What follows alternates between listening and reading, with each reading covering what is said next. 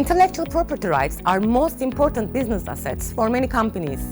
Trademarks are specifically important business assets as they build goodwill and reputation. Consumers' purchasing decisions are influenced by trademarks and the reputation that such trademarks represent. Given the importance of the trademarks for businesses, the trademark owners invest substantial amount in their trademarks. They also adopt strong enforcement strategies against infringing uses to protect the reputation and distinctiveness of their trademarks. In case of a trademark infringement, the trademark owners primarily aim to stop the infringing use as soon as possible. But monetary remedies are also important for the trademark owners to recover their damages and to protect their reputation, as well as to create a deterrent impact on the infringing party. In Turkey, Industrial Property Code allows the trademark owners to request the recovery of the damages incurred because of the infringement. It's the fact that it is not always easy to assess the amount of the damages suffered because of the trademark infringement. But the IP Code provides advantageous provisions for the calculation of the damages. My name is Hande Hançar. I am with Günplas Partners law firm since 2005, and currently I am one of the partners co-chairing our firm's intellectual property and media entertainment practice areas. In this video, we will talk about the methods for the calculation of the damages in compensation actions based on trademark infringement claims and the challenges of these methods. The IP Code allows the trademark owners to request the recovery of actual damages and the loss of profit. Within the scope of actual damages, the infringing party can be required to compensate the damages sustained by the trademark owner, such as the expenses made for the prevention and elimination of the infringement or confusion created in the market, and expenses made for filing the legal action, such as attorney fees and legal costs. For the loss of profit, the IP Code provides 3 alternative calculation methods to the trademark owners, and upon the choice of the trademark owner, the loss of profit shall be calculated according to one of these methods. These 3 methods that the IP Code provides are: first, potential income of the trademark owner if there had been no competition by the infringing party; second, net profit of the infringing party; and third, license fee that would have been paid if the infringing party had made use of the trademark under a license agreement. Each method has its own advantages or disadvantages under the circumstances of a concrete dispute. The first method is the calculation of the potential income of the trademark owner.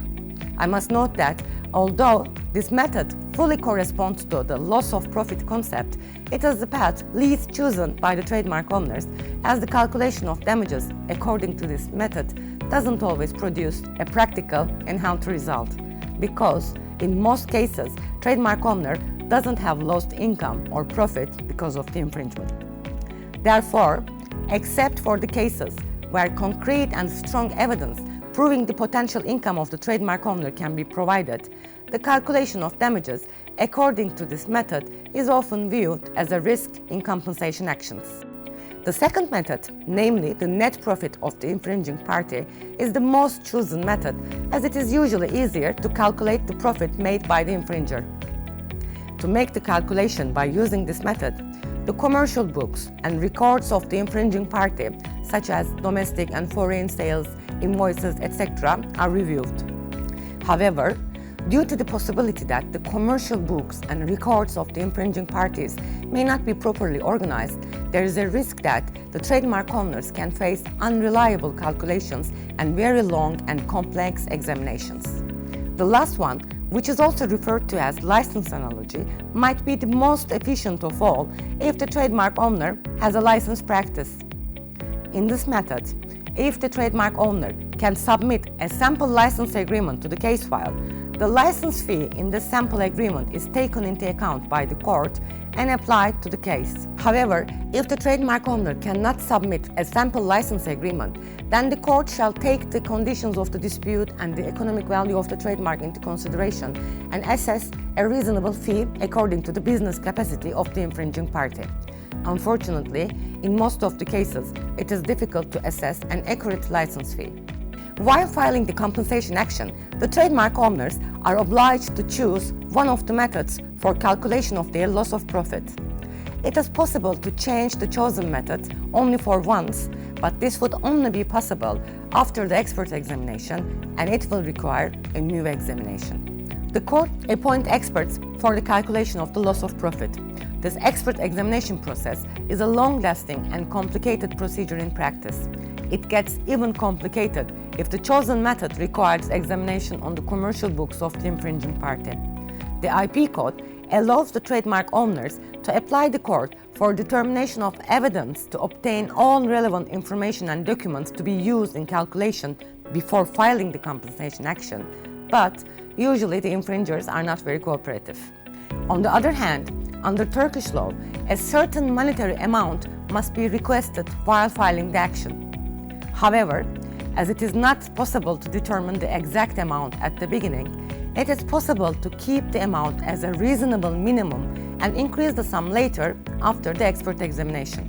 In a nutshell, the compensation claims are important for the trademark owners for the recovery of the damages incurred because of the infringement.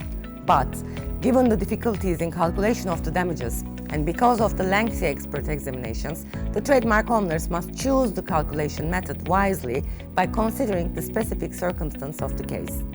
You may find more information on this topic in our thought leadership paper. Thank you for listening.